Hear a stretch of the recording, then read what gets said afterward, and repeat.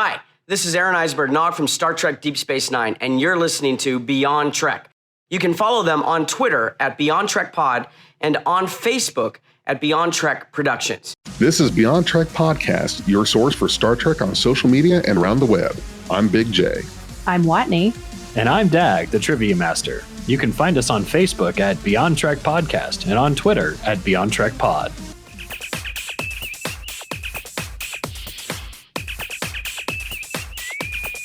Red alert. You know, I'm not going to speculate on this is such an awesome topic because I love watching videos of Black women getting their hair done because it's just I appreciate the time and effort and the magic that goes into that. And it's very pretty, yes. It's so pretty, but on the panel, her head was shaved. On the panel? On the panel. Okay, so yeah, you're talking about the panel for the New York City Comic-Con, and then I didn't see it, unfortunately, have not seen that. But so you're saying that her hair, she was shaved there, but in this in this trailer, of course, that they released, she had very, very long, very gorgeous looking hair. Yes. So the trailer, I can just guarantee you that she has a weave in. It looks amazing, but it's a weave for sure. That's just the costuming. For those of you just catching up with us, we are discussing Sonequa Martin Green's hair in the latest Star Trek Discovery trailer that was just released at New York Comic-Con. In the room, we've got Watney. Say hi. Hi. And BigJ. Hello, everyone. Trivia Master Dag, and I totally spoke over Jay. No, that's okay. Dag, the Trivia Master. You have to say it with a lot of pomp and circumstance. Pomp and circumstance. Do I have to have a nickname? Watney the Weirdo? You can be Watney the Weirdo. Okay. Or the Wondrous. Okay, that too. Multiple. I'm a woman of many nicknames. Just say that. Yes, Watney the Wondrous. So yeah, that's right. We're going to get into the recent New York City Comic-Con, which was we've got a lot of good audio from the panels. There were some new trailers released, and I don't even know where to begin. I don't know where to start with this. We're going to also watch the trailers together, and so Dag, here's what I was thinking for our listeners, that we have them watch along with the trailers that were released, watch it together, kind of like we do with a riff track, just go all the way through, do a little commentary as we're going, and then at the end, really go in and dissect it, but kind of give them a chance to watch with us, to hear our reactions as we're watching that. What do you think about that? Sounds good to me. I would love to watch them again. Oh, yes. And again. Again and again. Guys, these things were released 24 hours. If you think I haven't seen these 100 times by now. In slow-mo. You think I haven't seen? No, I'm kidding. So now, this was at the Hulu Theater at Madison Square Garden, correct? And the Discovery panel. So Watney, if you'd like, go ahead and take us through the Discovery panel from New York City Comic-Con. Sure. So the Universe panel was two separate groups. So the first one was Star Trek Discovery, which aired at 1 p.m. Eastern time. And that was the Discovery crew, cast, and some of the producers. And then there was a second panel that went over Star Trek Picard at 1:45.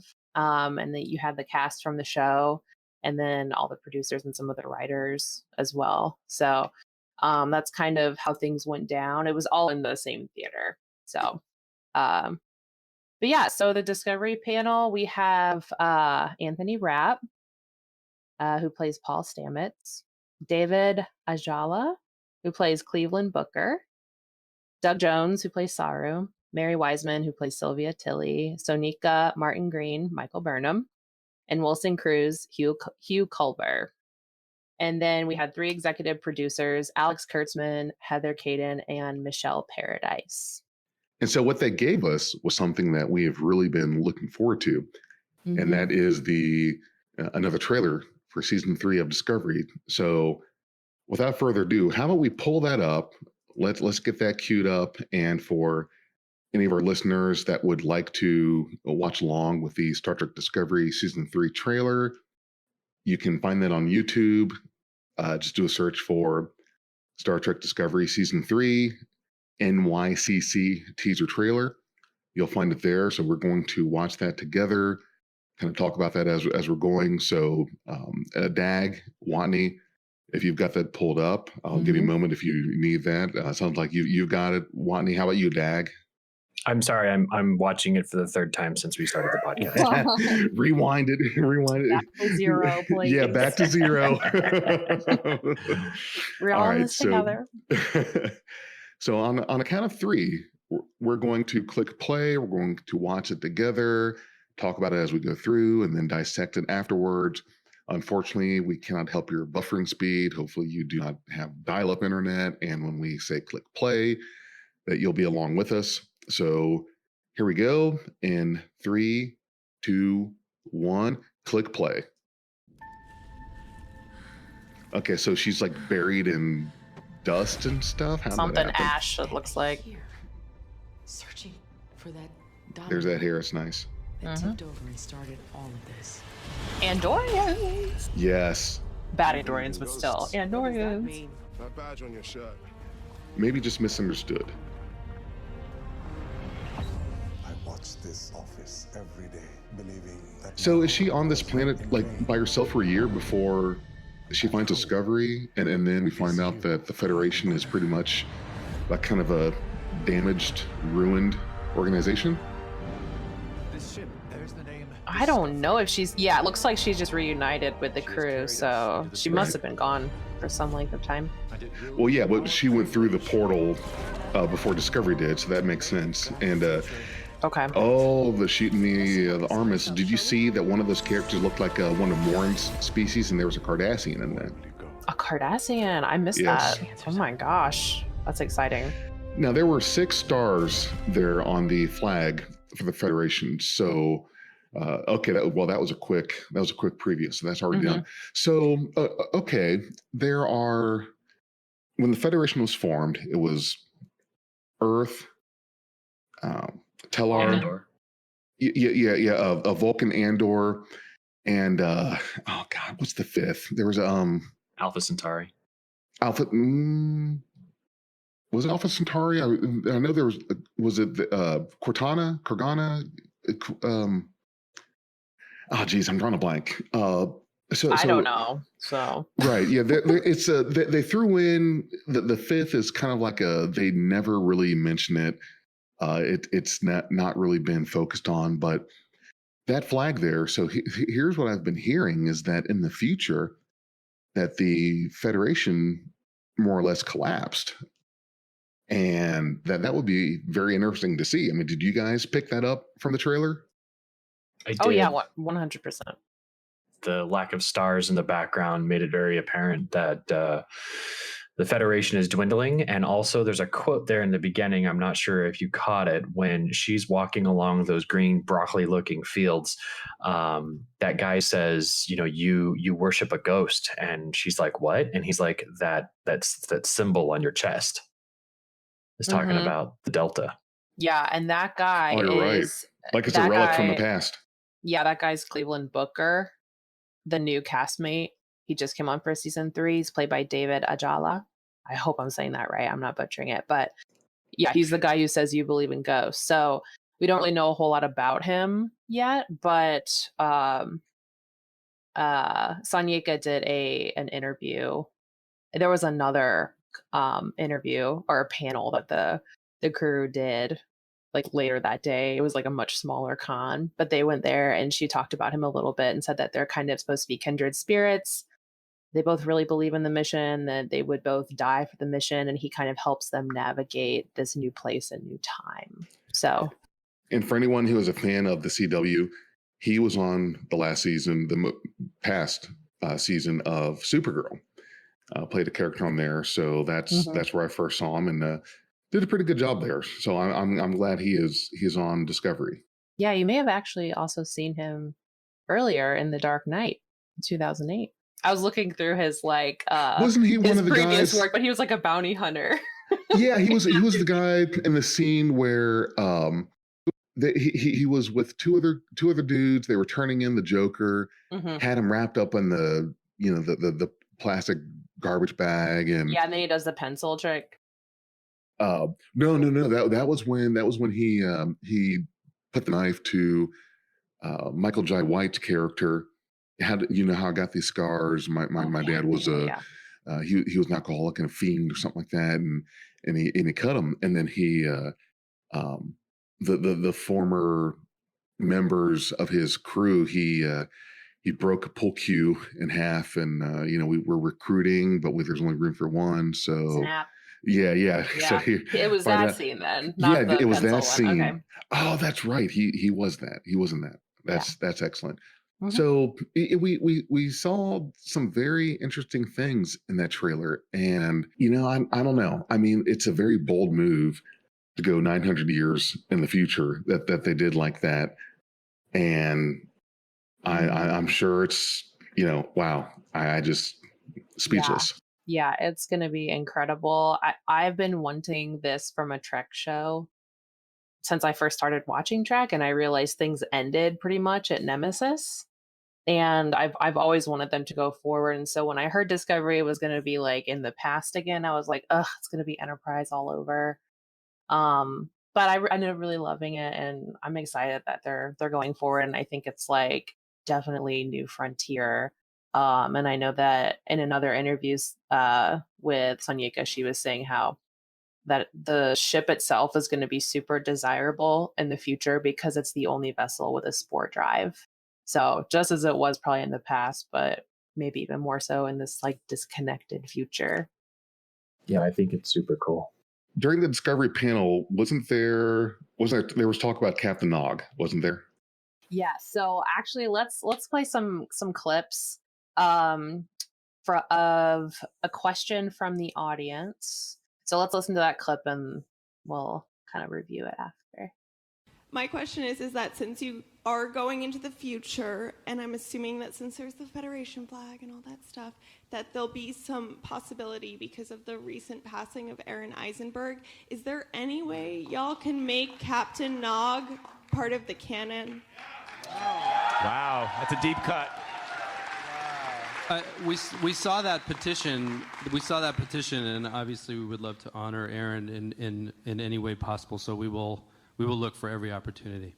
So yeah, so we're trying to make Captain Nog canon, which I think he deserves it. I really do, because Captain Nog that was their plan for a proposed season 8 of Deep Space Nine, and with the recent passing of Aaron Eisenberg, who played Nog on DS9, there has been a huge amount of support amongst fans for having a Captain Nog statue be featured in Star Trek Picard. So I think that if anyone deserves to be canonized as the first Ferengi captain in Starfleet, there's no other choice but Nog.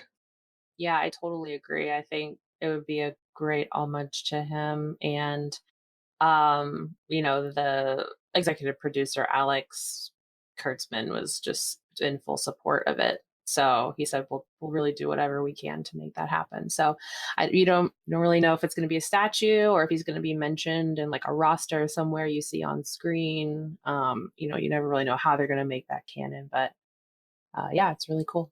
And there are a few more audio bites that we've got from the panel that we're going to go ahead and play for our listeners here. So I think, Watney, you've got tell us about a couple of the other clips that you've got that we're going to play here on our soundboard. Yeah, so the next clip is from Sonequa Martin Green talking about the identity that people or the crew is going to need to forge for themselves, both individually and collectively. And kind of, I think it's her vision of how she portrayed her character. And so we can just go ahead and play that and catch you on the flip side. That's what's so exciting about season 3, is that when we jump to this future that we don't know of, that's full of uncertainty, like we've all been saying, we have to grapple with how that's going to affect how we see ourselves and then how we're going to navigate this. And sometimes it's ugly and uncomfortable and inconvenient and hurtful, but duty calls. My question is, I guess, for the actors and the writers alike, how do you marry mighty Star Trek that changes people's lives and changes people's trajectories, math, science, powerful women, etc., with you also have to do an action-adventure show each week? I guess my question would be, and I want you to answer, but why would they be mutually exclusive? Well, I think with her portrayal of the character, she's definitely growing, and I'm really not bothered by the fact that Discovery is more or less focused on, and I don't even know if focus is the right word, but Michael Burnham is the main character, and if anyone has not accepted that, we really need to. This is not a traditional the captain is the focus of the show kind of thing. This is it's a totally different playing field now. Yeah, it's a character who has been at the lowest of their low. And that's something I was relaying to my husband actually yesterday, was how much I love Discovery, because you see this character kind of at their peak and then they go through something awful and do something that is seen as so awful. And then now they have to basically rise from the ashes, and they're given this opportunity. And it's like, we don't really see that in other Treks. You know, we see like this perfected crew, maybe not perfect crews, but you see these characters who have only really kind of gone up and up. And so it's cool to see that on screen happen. And Dag has some info to give us on another sound clip that we've got in there. I'm just commenting on what Watney was talking about, Sonika. The thing that she says at the end there, where it's like sometimes it's ugly and sometimes it's hurtful, but duty calls. And I'm just like, okay, this is foreshadowing some cool stuff. I'm feeling that DS9 grit coming out, and I actually have to catch up on Discovery season 2 just so I can really, really enjoy Discovery season 3. Yeah, I'm like trying to rush through it before the next season airs, just because I'm in the same boat. Yes, you need to be done with season 2, and season 2 was great. It really helped to, I think, right a lot of wrongs that happened in season 1. But I think I digress. One of the things that I really think that a lot of people have been talking about, looking forward to, and this, I'm telling you right now, I'm going to get chills when we watch it, but we have from the New York City Comic-Con another trailer from Star Trek Picard. So we've got that pulled up right now, and we're going to watch that together, just like we did with the new Discovery Season 3 trailer. So for our listeners, if you want to watch along while we watch this, same thing. We're going to watch it together, talk about it as we go, and then when it's done, kind of do a breakdown and analysis of this. You can find it on YouTube, Star Trek Picard, NYCC trailer, and you'll see that as well. So if you guys wouldn't mind pulling that up, I'm going to do the same thing. Going to give us a countdown from 3. We're going to watch that together for probably the 5th, 6th, 10th time. And this one is 2 minutes 40-ish, 45 seconds-ish, so it is a bit longer. Right. Definitely a little bit longer, but it certainly has a lot of meat to it. So it's great. So we've got it pulled up. Everyone sit back and get ready. So we've got the new Star Trek Picard trailer. And again, sorry, I can't help your buffering speed. Hopefully you'll be lined up with us. So we're going to click on play at the count of 3. So we've got 3, 2, 1, click play.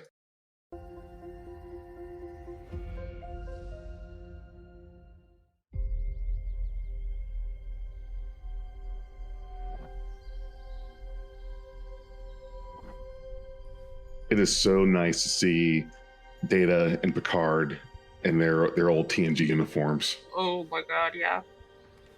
Would you like to finish it, Captain? I don't know how. That is not true, sir. So what are we seeing here? Is this like an attack or something? I think it's a failed rescue mission. That gets I have things to say. Go. I didn't make a 53 slide PowerPoint deck for nothing. It's a puppy. Lay it on us. Someone's after me. That's definitely him dreaming about the attack that happened in the past that led to his recession from Starfleet. We have an obligation to investigate. Now, it looks like we've got androids here. So did the Federation finally figure out how to reverse engineer Data? I don't know, Type 'cause androids? he's in storage. And did you notice the name on that android's forehead? F8? F8. Fate. Oh, wow. Good catch. I have a plan. Another top secret unauthorized rescue mission. Okay, so he's hired mercenaries before, apparently. Right, that rescue mission he hired. Your skill and your courage. I still think that rescue mission was about the destruction of Romulus, as we saw from Star Trek 2009. Write the future. Hold on.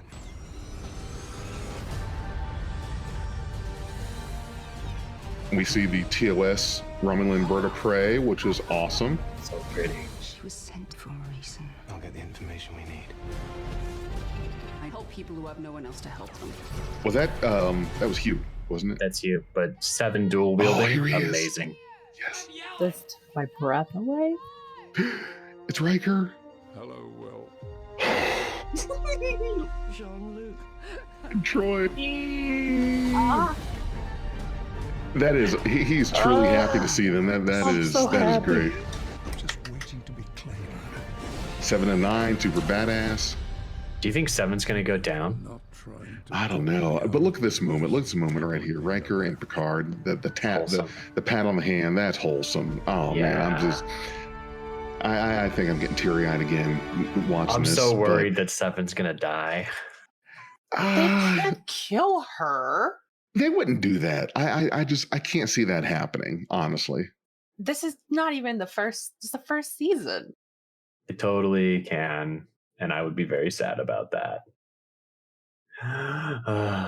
So, what are the predictions that we have on from what we've seen here? I think that first, Picard is still having a hard time getting over Data's sacrifice to save him from the event that we saw in Star Trek Nemesis. We had seen from a previous trailer that it was, and it was confirmed that it was B4 that was taken apart and in storage. And Brent Spiner is playing Data. He has confirmed he's playing Data.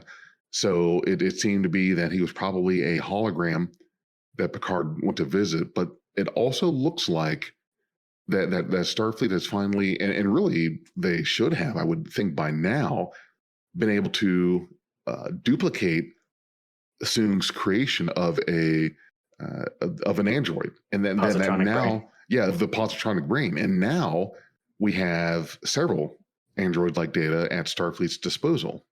I think that android thing is going to be very weird.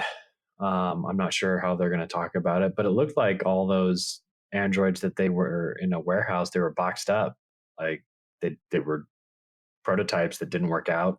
Maybe Picard goes to them to be like, I need to get a droid because I need it to do a thing, and they're like, well, we have these, and they don't do it right, so like, all right, get B4 out. Interesting, right? Because B4 has the copy and paste of Data.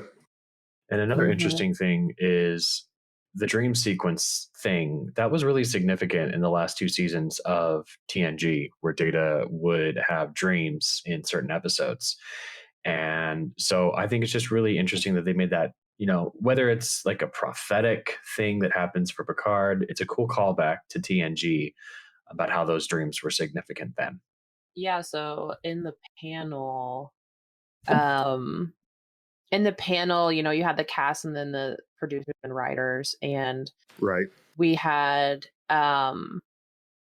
there's 2 Romulans in the cast, and really, I thought they were Vulcans, so they're Romulans. No, they are Romulans because Romulus has been destroyed, and they go into the fact that Star Trek is a mirror, and that Star Trek has always dove into current topics, and a big topic now, of course, is immigration.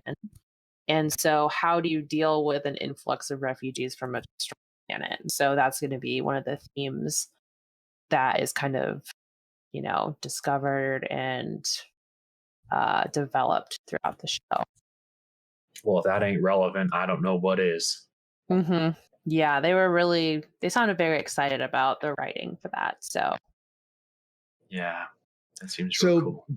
based on what we've seen in the second trailer, are there any more insights as to what exactly was it that made Picard turn his back on Starfleet and leave? I don't know if it was out of shame or if it was like, go ahead, Tag. I'm just trying to piece together what we saw in the first trailer with what we know from the second trailer. And when he sits down with that woman and she's like another super secret rescue op, I feel like Picard was like rushing to the scene of the Hopus supernova to get, Starfleet backup in getting Romulus evacuated. And Starfleet didn't send anybody. And so he did an all call to like, if you are a mercenary in this area, I will pay you everything I have to come to Romulus to help with the evacuation. And so these people showed up and they helped. And because of that, Starfleet Romulan relations are probably super deteriorating. Starfleet is pissed off that Picard basically gave them a black nose, reputation speaking. Black nose, black eye, whatever. Yeah, black eye, yeah. Black nose. That's new. I was thinking a bloody nose and a black eye, but hey, why not both? Yeah, let's just combine them. I think the Romulans probably revere Picard for the effort that he gave them. Mm-hmm. Which is why he can just show up on this planet, which might be a Romulan resettlement planet. And that's where he teams up with Legolas to go on this next adventure. And you're right. I really think that the line from the first trailer, it was either the first trailer or the first teaser about how he commanded the greatest rescue armada in history. Mm-hmm. I really think that was combined with, yes, he got some probably mercenaries, probably called in some favors. I'm sure there were, I think that the Federation was willing to kind of turn a blind eye to the whole Hobus situation. And it was if Romulus is destroyed, we have one less adversarial power in the in this galaxy to worry about. And I really think that they kind of turned a blind eye to it.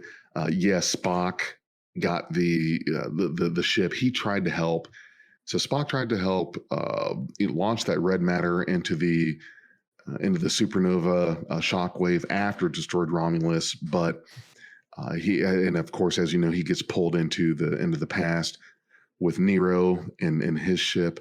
But I think that before that happened, it was basically Picard was on his own, Spock was on his own. Nobody was really like lifting a finger to really help. It's almost like, okay, so you're willing to watch Romulus be destroyed, Romulus and Remus be destroyed and collapse the Romulan Empire. And I think probably strategically, the Federation and Klingon Empire decided that, yes, let's just let this happen. Let's go ahead and invoke the Prime Directive and not interfere with let's just be a rules lawyer suddenly. And it's going to happen. We shouldn't interfere, yada, yada, yada. And I'm sure Picard had an issue with that and led this rescue and saw what happened, of course, and saw that the Federation, which he held to such high esteem, was willing to just turn their backs on this issue, and that was what got him to leave. Because basically that's and you're right.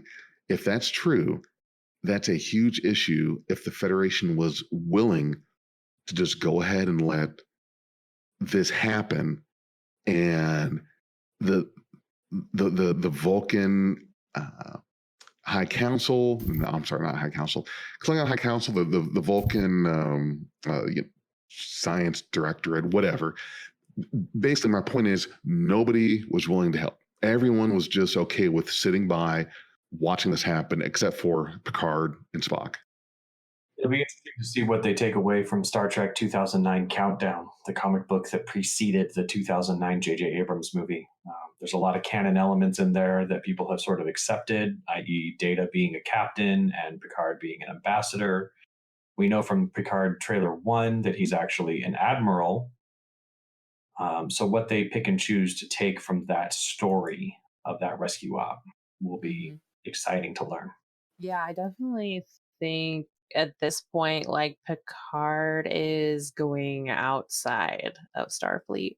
Like, I don't really think that they're going to help him out based on the trailer. And a lot of what I've seen, from the panel and like what the different cast members were talking about and like their characters' relationships, it makes it seem a lot more honestly like Firefly, which warms my heart. But it just reminded me of like the browncoats, the people who go outside the official Trying to make me matters. cry. You're trying to make me cry. Don't do it.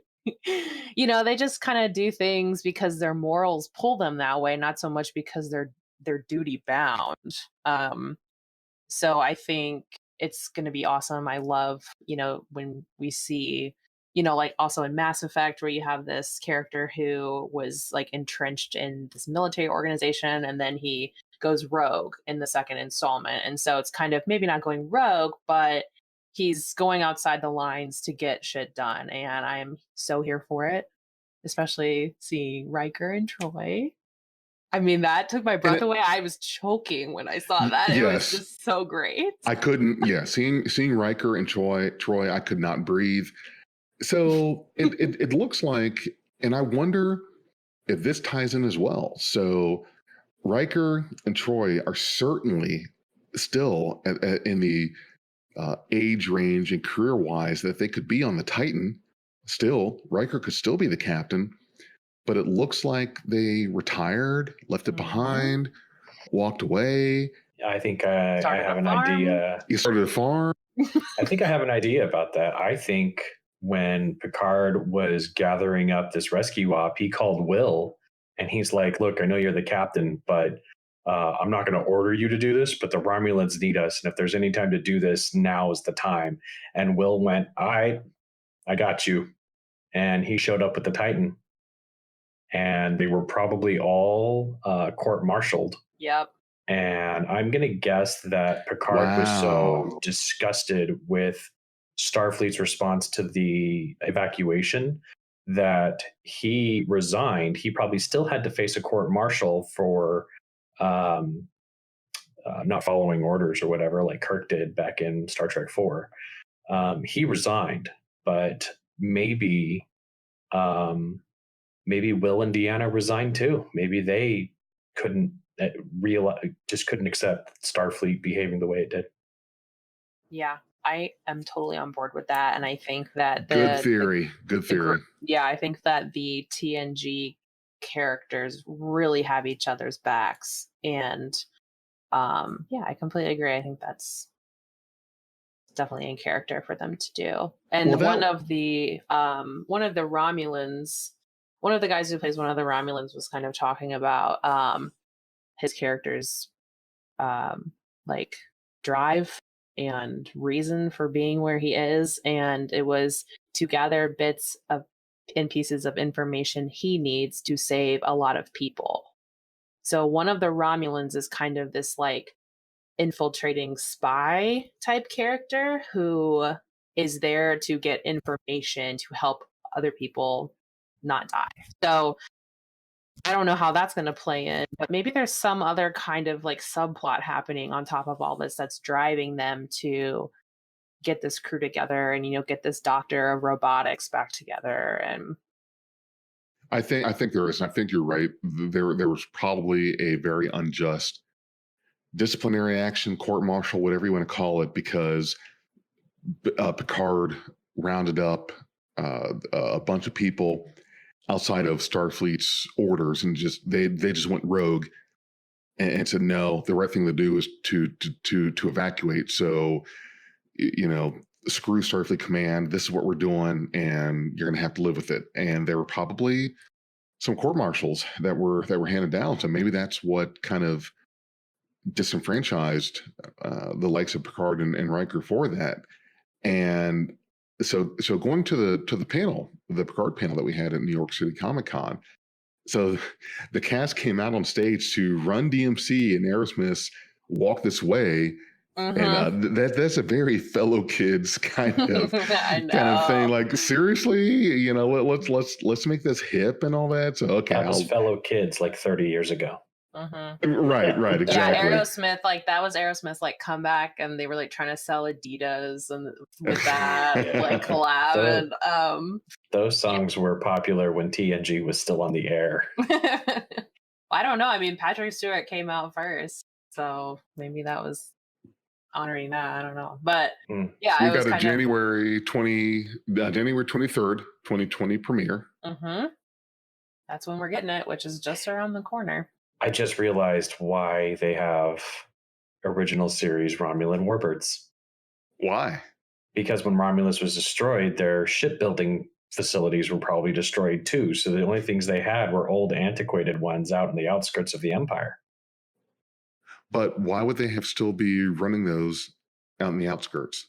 They're not. They're mothballed starship construction facilities that were mothballed in favor of like the Dederidex class and whatever we saw in Nemesis. And when those facilities were destroyed by Hobus, they had no choice but to reactivate these old shipbuilding facilities and put together some old school birds of prey. Okay. And they look badass. So yeah, good. they do. Yes. They never got their due. Like the original series, they were on maybe 2-3 episodes, and that was it. Yeah, I'm ready for the flashback where we That's see about right. those babies. It's gonna look good. And this is very interesting. I really like this. So essentially, Patrick Stewart did not want it to be a TNG reunion show, and they wanted the characters and actors to go to have an importance, to have something to do. And you're right. I'm sure it's very tempting to bring in every character or many characters from TNG, DS9, Voyager, and just have it be a big reunion show. But you have to balance that with, we need to make these characters relevant to the show and not just make it a reunion show. We wanted it to be a real-time follow-up to where last we saw Picard in Nemesis. We wanted to let the ensuing years that have passed for us also have passed for Jean-Luc. So we all spent a lot of time collaboratively filling in those 20 years. And even though you'll see in the narrative object bare, hints at things, and obviously there's architecture, which is, for lack of a better word, backstory for plot, we know pretty much everything that happened in those 20 years. And the natural evolution of his character, at least as far as we could all anticipate and imagine, and I include in we Patrick, who is the singular expert on Picard, found his way there. It just made a lot of sense to us as a launching pad. And I think it's great that we get to see Riker and Troy again. I'm sorry, keep calling Troy. Technically, she's a Riker. I mean, they're married, so let's call them Will and Deanna. You can call him Mr. Troy. Mr. Troy. You should be so lucky. All right, so I think they named their daughter Kestra after Troy's sister. Oh, that would be nice. Yes, Kestra. That would be nice. Yeah, I think it's really great they have this mindset going in, because as much as I would love to see, Beverly Crusher at some point, or Worf, even though I feel like Worf has had more extended appearances off of TNG than any other cast member from the show. But even if I were to see them, I would love it. But it also kind of feels like cheap in a way to play on the emotions of the older fans while you're trying to generate interest for new fans. And so I really like that they made sure that all the characters have a very pivotal emotional role to the audience, and they're not just there to fill space or to. Totally. I think they've confirmed that Picard's going to run 2 seasons minimum. I think they'll say, if the first season goes well, they may consider extended cameos for the second season. Mm-hmm. And I think throwing Beverly in, there's just too much unspoken between Beverly and Picard to give enough time, give it its due diligence, and still have time for a show. Yeah, I would love to see Crusher, but I think you're right. That would be too much to do justice, because I'm sure that would be probably a pretty sizable interaction of the show. I'm sure there was a lot of history that happened with them between Nemesis and what we see now. Yeah, but we don't have to know everything. We don't have to know it all. You can leave some mystery in and what happened between them. But I do agree. I think it's just such a heavy connection between them that it would be too much, at least for the first season, for sure. But if we get we need Q. We need Q. I've got to see Q. I will not sleep until John Delancey has been announced as returning. And okay, so even if it's the second season of Picard, I get it. This season is going to be packed. It's going to be loaded. There's a lot going on. Fine, whatever. But if season 2 of Picard does not have Q returning, then I don't know what I'm going to do. I don't know. Q was a great mechanism for an episode by episode show. In a syndicated format or in a serialized format, I don't know if his presence can amount to anything more than a Deus Ex Machina. When you have an omnipotent being inserting themselves in the narrative, it's gonna mess things up. He's just there to cause trouble and to make things happen, like seeing the Borg for the first time and being like, how do you like that? I don't know. It's such a flex. He just flexes so much. It's like, I just really want some more nuance, and it kind of like just removes all the tension that you've built. It just takes the pin out of everything when you add Q in, and I would love to see him, but I disagree. I don't think he's good. I've given you my pitch for how Q could be a part of the new series, right?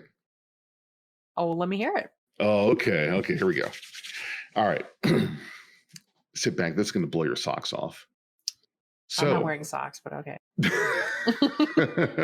You already did it. right. Yeah, I already did it before I said anything. No effort. It doesn't take a lot. Let right. me tell you. Socks gone. So here was my pitch. My pitch is there is some alien race, some powerful entity. I don't know.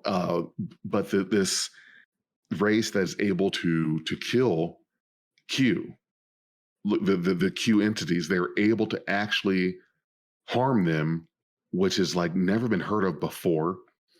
So Q, and the way that they escape, because these aliens are able to like detect whatever like this aura or power that we never heard of that surrounds all the Q, kind of like a I don't want to say you can smell them by their cologne, but it's like some kind of thing that makes them stand out in the galaxy, in the universe. And so these aliens are able to track them down by that, kill them. And so they kind of go in hiding. So the continuum goes in hiding. That they find out that if we assume human form, or in any solid, whether it's Andorian, Cardassian, human, Tellarite, Talaxian, whatever, as long as they assume a non-Q form, then they can kind of hide. Like these aliens are not really able to find them or detect them that easily. And so Q finds Jean-Luc and tells him, we need your help. You have to save the continuum. And so basically Picard gets thrown in this scenario where the biggest pain in his ass in his career on the flagship of the Federation, Q. Now he has to save him in the continuum from these aliens that are hunting them down. Two things. One, I was totally 100% in when I heard the concept of Q pheromones being a thing. Like Q scent, Q like how do they track them down by their smell? Yeah, something. I'm like, yeah, what? Q pheromones? Okay, I'm fucking in. Hey, if you're an omnipotent life form traveling from dimension to dimension, you're gonna infect the quantum fabric of each of these realities with your smell. They just don't have a deodorant for that. Or you could just undo it, deodorize the quantum space. Okay, so the second thing is if this was it's good, it's a good idea, but that would make Dodge, who we see approaching Picard, excuse me, for help, that would make her Q in this scenario. I no, I mean, I don't. I think that can be completely separate thing. Okay, I'm just saying. Yeah. What if they do it though? I get what you're saying. Yes, but I think it would be so ironic and so fitting if Picard was the one that he had to put on his plate, that you have to help me save the Q continuum. Yeah, but there's also the episode in TNG where Q like becomes human. And so it kind of gets like humbled in that way. So we've gotten like a little taste of it, just a little bit of flavor of that idea of Q being humbled. So Right, absolutely. This is a bigger scale, like the entire continuum. It is, yeah. It's a big scale, but first we have to digest and process the first season of Picard, which looks spectacular. And here's something else that came out of New York City Comic Con was the release of another short trek. So another short trek with excuse me, Spock. His first day on the Enterprise with number one, they get trapped in the elevator.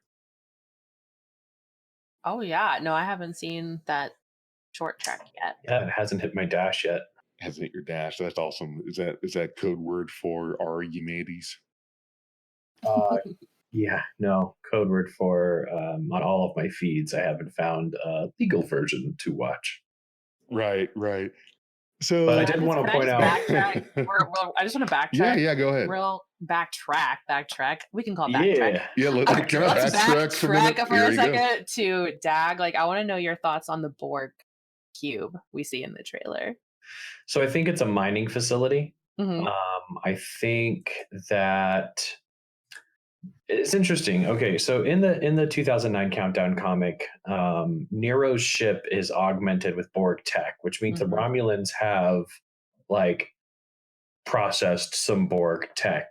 So there's room there for canon if they choose to accept that part of the comic. So I think the Romulans are harvesting Borg tech and possibly even possibly just for like refining it for buildings. Here's a giant cube. It's a lot of mass. We could take this metal and repurpose it to build buildings. But there's also a lot of tech here, medical tech. We're going to need medicine and we're decimated. So having this advanced tech is going to be really helpful to get us back on our feet. But there are risks that come with that, such as nanites, which we see Seven crying, holding somebody. We see Seven crying, and I'm just going to presume that it's Hugh because that's really sad. I am not quite sure what to make of that. I just think that the Romulans are using Borg tech to rebuild. And I also think that the cube that they've shown, based also on the first trailer, is sort of like either a colony or a prison. They've got armed Romulans guarding a bunch of other people who are sometimes Romulan, sometimes other species. It has very much of a prison vibe. Yeah, and there's like a sign on there that's like 3,000 days since our last assimilation, and So I mean, they haven't perfected this, and it might be a prison, it might be a mining colony or a mining camp. I think it's like a labor camp. Get this technology out of here so we can get the Romulan people back on their feet. And oh, by the way, you're all probably prisoners, so this is morally and ethically okay. That's just where I am with that now. Cool. Okay. I did want to point out one thing.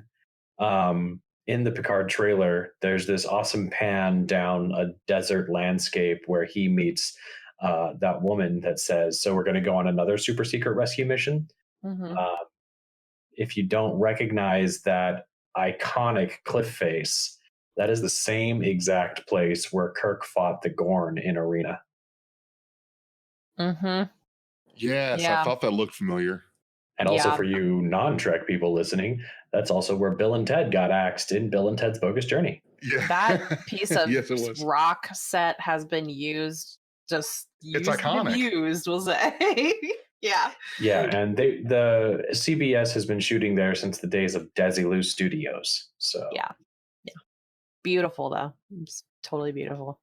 So there you go. If you thought that we couldn't spend this much time dissecting and pulling apart a couple trailers, then you must not know what a Star Trek fan is, because that's what it's like to be a part of Beyond Trek. That's what you Yes. signed up for, listener, dear listener. This is what you're listening to. This is what Beyond Trek does: is pull apart minute by minute the trailers for the new stuff, and really this is great. I told my son Nacho, we are getting into kind of back to what was like in the golden age of Star Trek. We've got Star Trek shows again. They're great. Discovery, I think, is doing well. You have your haters out there, which is, there would be no fandom if you didn't have haters, and that's just part of the ambiance of any show. And you've got Patrick Stewart coming back as Picard and kind of reuniting the fandom again. So Yeah. I think it's great. So for our listeners, we've got a lot of good stuff coming up, and we will of course bring you the news and the events on top of the skits and radio shows. But yeah, this is spectacular. I'm going to be tossing and turning until we see the premiere of Picard and the season 3 of Discovery. So hopefully you all stay with us, because we've got a lot of great stuff coming up. Yeah, super excited. And one last thing, there was a person at the con who had the microphone and asked the question, so with the resurgence of new Star Trek shows, versus Star Wars, who had their moment, he straight up asked the producers if they thought Star Trek was going to be bigger than Star Wars. Are you serious? Yeah. Yeah, it was pretty funny, and everyone was just kind of laughing the question off, but I thought it was interesting that someone was like, finally, this is Star Trek's chance. And honestly, I don't think he's wrong. I think we're in for an amazing few years in the future. My answer to that is, I don't think, I know. There you go. So it's great. I'm happy. I'm excited. So final thoughts here. So let's start with Dag. Where are we heading with Star Trek Picard? We're heading to a place of redemption. Picard lost his status. He feels a lot of hurt from what happened during that rescue mission, and he feels like he needs to redeem himself, even though he also probably knows he didn't really do anything wrong. And it's more like when he's talking to that admiral and being like, I'm standing up for what the Federation should stand for. I'm not going to be satisfied with Picard unless the Federation starts taking notice and gets put on watch. I love it. I really think they should. And Watney, so season 3 of Discovery, we're going 930 years in the future. Mm-hmm. Predictions here. What are we going to see in season 3? Predictions. Well, it's going to be the Wild West. We are completely ahead of Nemesis. We are bringing in new people, new cast members. We are seeing old beloved races like the Trill. We're seeing Andorians, Cardassians.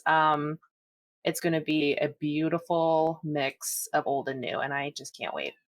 Exciting stuff coming up. So that's great. I don't know about all of you, but I'm about to go watch these trailers again for the 100th time. Why do you think I've been on mute so often? We are Beyond Trek Podcast. Lower your inhibitions and surrender your ears. We will add inspirational and hilarious Trek content to your day. Your attention will adapt to subscribe to us. Resistance is futile.